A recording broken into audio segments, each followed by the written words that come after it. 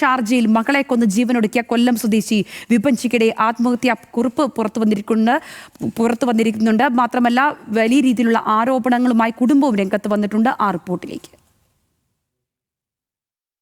മകൾ ഒരിക്കലും ചെയ്യത്തില്ല.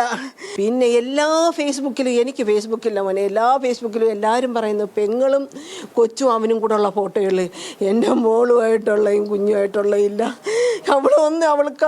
പിന്നെ അവനൊരു അഫെയർ ഉണ്ടെന്ന് കണ്ടുപിടിച്ച് ആ അഫെയർ ഉള്ള അവളെ ഭർത്താവിനെ ഇവള് വിളിച്ചെന്ന് പറയുന്നു. അതെല്ലാം സംസാരിച്ചപ്പോഴും അവൾ പറഞ്ഞു, എടാ നിനക്ക് അഫെയർ ഉണ്ടെങ്കിൽ ഞാൻ സഹിക്കാൻ തയ്യാറാണ്, എന്നാലും നമ്മളെ കുഞ്ഞിനെ നമ്മൾ രണ്ടും കൂടെ വളർത്തണം, ഒരു സിംഗിൾ പേരൻ്റായിട്ട് വളർത്തണ്ടെന്ന് അങ്ങനെ പറഞ്ഞോളൂ. ഭർത്തൃ വീട്ടിൽ മകൾ സഹിച്ചത് കൊടിയ പീഡനമെന്നാണ് വിപഞ്ചികയുടെ കുടുംബത്തിന്റെ ആരോപണം. ഭർത്താവ് നിതീഷ് ശാരീരികമായി മകളെ ഉപദ്രവിച്ചിരുന്നു. സ്വർണവും തിരിച്ചറിയൽ രേഖകളും കൈക്കലാക്കി, ജോലി നഷ്ടപ്പെടുത്തി. നിതീഷിന്റെ അച്ഛനും സഹോദരിക്കും വിപഞ്ചികയെ ഇഷ്ടമല്ലായിരുന്നു. ഭർത്താവിനൊപ്പം പുറത്തു പോകുന്നത് പോലും വീട്ടുകാർ എതിർത്തിരുന്നുവെന്നും കുടുംബം ആരോപിക്കുന്നു. സ്വന്തം കുഞ്ഞിന്റെ മുഖം കണ്ടിട്ടും നിതീഷിന്റെ മനസ്സു മാറിയില്ല.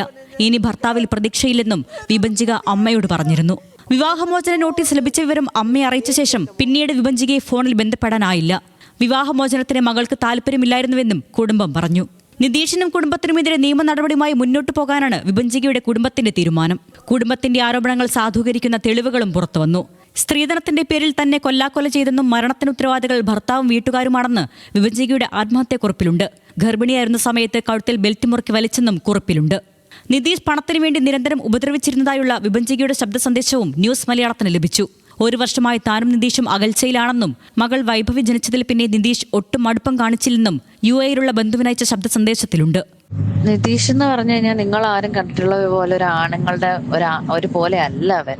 ഇതെന്റെ ഭാര്യയാണ്, ഇതെന്റെ കുഞ്ഞാണ്, ഇതെന്റെ കുടുംബമാണെന്ന് ഉള്ളിന്റെ ഏതെങ്കിലും ഒരു കോർണർ അല്ലെങ്കിൽ ഒരു ചിന്ത വേണ്ടേ? എനിക്ക് സന്തോഷിക്കണം, എനിക്കിങ്ങനെ അടിച്ചു പൊളിച്ച് നടക്കണം, അതിലാരും ചോദ്യം ചെയ്യാൻ പാടില്ല, പറയാൻ പാടില്ല. തോന്നുമ്പോ കയറി വരും, തോന്നുമ്പോ പോവും, വീട്ടുകാർ സപ്പോർട്ടുണ്ട്, അത് മതി. കൊച്ചുണ്ട്, കൊച്ചിനെ നോക്കാൻ ഒരു വേലക്കാരിയെ പോലെ ഒരുത്തി വീട്ടിലുണ്ട്. അങ്ങനെ ചൊവ്വാഴ്ച രാത്രിയാണ് വിപഞ്ചികയും 1.5 വയസ്സുകാരിയ മകൾ വൈഭവിയെയും ഷാർജ അൽനഹദിലെ ഫ്ളാറ്റിൽ തൂങ്ങി മരിച്ച നിലയിൽ കണ്ടെത്തിയത്.